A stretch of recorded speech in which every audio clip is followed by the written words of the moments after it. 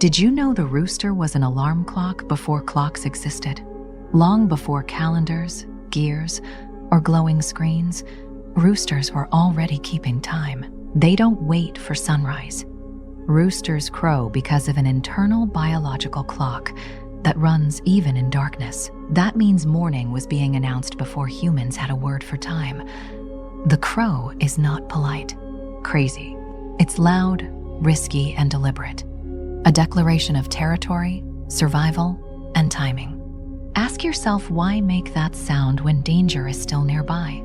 Because timing is power. The first signal sets the day's rhythm, for animals and for people who listened. Think about it. Entire villages once woke because a bird said now. So when a rooster crows in the dark, it isn't reacting to light. It's proving something older. Time existed. We just built clocks to chase it.